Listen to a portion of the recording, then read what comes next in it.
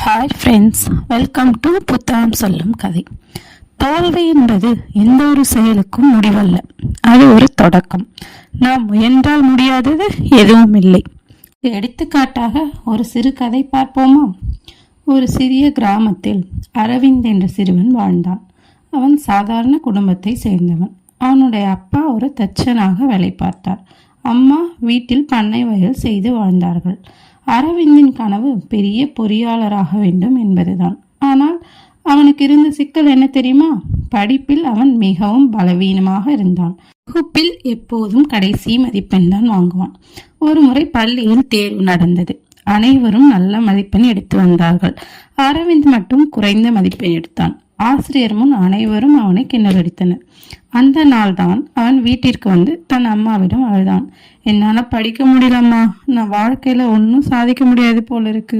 அம்மா சிரித்து கொண்டே சொன்னார், மகனே, அறிவாளியாக பிறக்க வேண்டியதில்லை, உழைப்பாளியாக இருந்தாலே போதும். முயற்சி செய்தால் யாரும் முன்னேற்றம் அடையலாம்.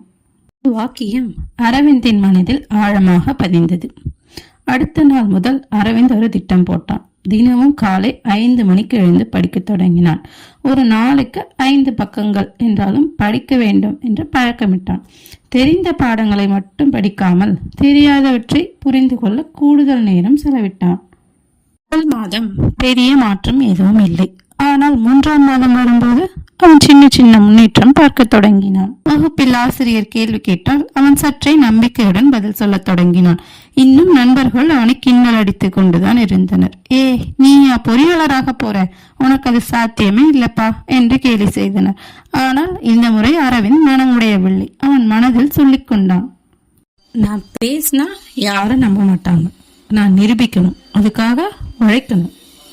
தொடர்ந்து உழைத்த பின் ஆண்டு முடிவு தேர்வு வந்தது.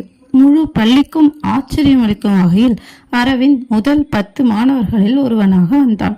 அவன் ஆசிரியர் கண்ணீர் மல்க சொன்னார், நான் உன்னை இன்று நினைத்து பெருமைப்படுகிறேன். உழைப்பு எப்போதும் துரோகம் செய்யாது என்பதற்கே நீ வாழ்ந்த உதாரணம். அந்த வார்த்தைகள் அரவிந்தின் மனதில் தீமூட்டியது. அவன் அடுத்த இலக்கை வைத்துக் கொண்டான்.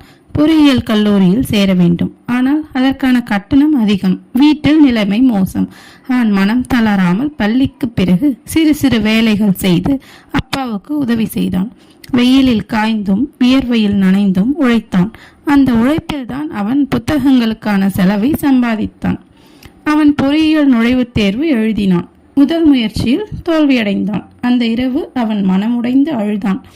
ஆனால் மறுநாள் காலை கண்ணாடியில் தன் முகத்தை பார்த்து சொல்லிக் கொண்டான், தோல்வி எனக்கு தடையல்ல, அது ஒரு பாடம்தான். இன்னும் நன்றாக உழைக்கணும். மீண்டும் தயாரானான்.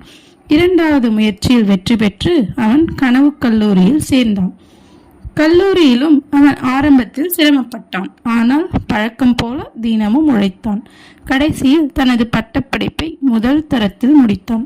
இன்று அவன் ஒரு முன்னணி நிறுவனத்தில் பெரிய பொறியாளராக பணியாற்றுகிறான். அவன் எங்கு போனாலும் ஒரு விஷயம்தான் சொல்லுவான், நான் சிறப்பாக பிறந்தவன் அல்ல, நான் சிறப்பாக முயன்றவன். உழைப்பும் மன உறுதியும் இருந்தால் யாரும் முன்னேற்றம் அடையலாம். இதிலிருந்து என்ன தெரிகிறது? தோல்வி என்பது முடிவு அல்ல, அது ஒரு தொடக்கம். சிறிய பழக்கங்கள் தான் பெரிய மாற்றங்களை ஏற்படுத்துகின்றன.